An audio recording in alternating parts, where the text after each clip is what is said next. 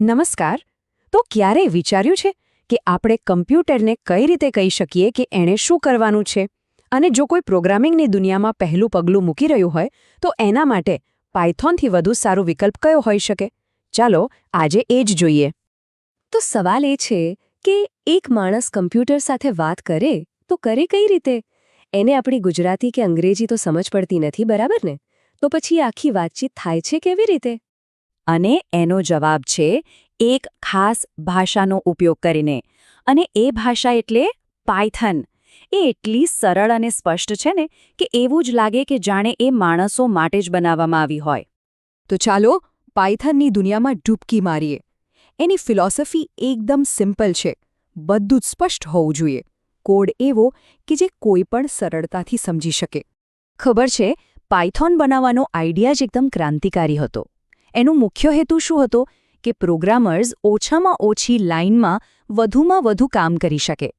અને સૌથી મહત્વની વાત, જે પણ કોડ લખાયો હોય એ એટલો સાફ અને સ્પષ્ટ હોય કે કોઈ પણ એને વાંચીને તરત સમજી જાય. ચલો, ઘણી બધી થિયરીની વાતો થઈ ગઈ. હવે કંઈક પ્રેક્ટિકલ કરીએ. શું કહો છો? ચાલો સાથે મળીને આપણો પહેલો પાયથોન પ્રોગ્રામ લખીએ. અને હા, જરાય ચિંતા ના કરતા, આ એકદમ સરળ છે. આપણા પ્રોગ્રામનો પહેલો હીરો છે પ્રિન્ટ ફંક્શન. બસ એને કમ્પ્યુટર માટે એક સિમ્પલ કમાન્ડ સમજી લો. જ્યારે પણ આપણે ઈચ્છીએ કે કમ્પ્યુટર સ્ક્રીન પર કંઈક બતાવે ત્યારે બસ આ પ્રિન્ટ ફંક્શનને બોલાવી લેવાનું. તો હવે કમ્પ્યુટરને બતાવવાનું શું છે? અહીં આપણે બતાવીશું હેલો વર્લ્ડ. પ્રોગ્રામિંગની ભાષામાં આવા કોઈ પણ ટેક્સ્ટને સ્ટ્રિંગ કહેવાય છે. અને હા, પાયથનમાં એને હંમેશા ડબલ કે સિંગલ કોટ્સની અંદર જ લખવામાં આવે છે. અને હવે આ છેલ્લી વસ્તુ, આ હેશટેગનું નિશાન, એને કહેવાય કોમેન્ટ. હવે મજાની વાત એ છે કે કમ્પ્યુટર આના પછી લખેલી કોઈ પણ વસ્તુને જોતું જ નથી, એને ઇગ્નોર કરી દે છે. તો સવાલ થાય કે આ છે શા માટે? અરે આ આપણા માટે છે, આપણા જેવા માણસો માટે, જેથી આપણે કોડ વિશે કંઈક નોટ્સ લખી શકીએ અને પછીથી એને સહેલાઈથી સમજી શકીએ. અને આ રહ્યું પરિણામ. જુઓ, કમ્પ્યુટરે કોમેન્ટને તો બિલકુલ ધ્યાનમાં ના લીધી અને સીધો જ પ્રિન્ટ ફંક્શનનો કમાન્ડ માનીને સ્ક્રીન પર હેલો વર્લ્ડ છાપી દીધું. બસ આટલું જ. ખૂબ ખૂબ અભિનંદન, તમે તમારો પહેલો પાયથન પ્રોગ્રામ સફળતાપૂર્વક બનાવી લીધો છે. ઓકે, હવે પાયથનના સૌથી મહત્વના નિયમ પર આવીએ. આ કોઈ નાની સૂની વાત નથી. આ પાયથનની કોડને ઓર્ગેનાઇઝ કરવાની રીત છે અને આને કહેવાય છે ઇન્ડેન્ટેશન.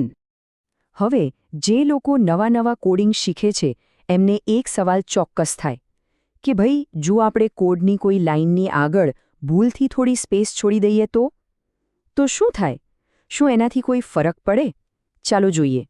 અહીંયા સ્ક્રીન પર જુઓ, ડાબી બાજુનો જે કોડ છે એ એકદમ બરાબર ચાલશે. પણ જમણી બાજુ શું થયું? બીજી પ્રિન્ટ લાઇનની આગળ થોડી વધારાની જગ્યા છે. હવે જુઓ, બીજી ઘણી બધી પ્રોગ્રામિંગ લેંગ્વેજમાં આનાથી કદાચ કોઈ ફરક ના પડ્યો હોત, પણ પાયથનમાં આ એક બહુ મોટી ભૂલ છે. અને તરત જ આવું કંઈ જોવા મળશે. કમ્પ્યુટર એક એરર બતાવશે, ઇન્ડેન્ટેશન એરર. આનો સીધો સાધો મતલબ એ છે કે પાયથન કહે છે, અરે અહીંયા આટલી બધી જગ્યા કેમ છોડી છે? મારે તો અહીંયા જગ્યાની જરૂર જ નહોતી. એટલે આ જોઈને ગભરાવાનું નથી. એ તો બસ આપણને આપણી ભૂલ સુધારવાનું કહી રહ્યું છે. તો આમાંથી શીખવાનું શું છે? કે પાયથનમાં ઇન્ડેન્ટેશન એટલે કે લાઇનની શરૂઆતની જગ્યા એ કંઈ શોભા માટે નથી, એ સ્ટાઇલ માટે નથી, એ સ્ટ્રક્ચર માટે છે. એનાથી જ નક્કી થાય છે કે કોડનો કયો ભાગ ક્યાં શરૂ થાય છે અને ક્યાં પૂરો થાય છે.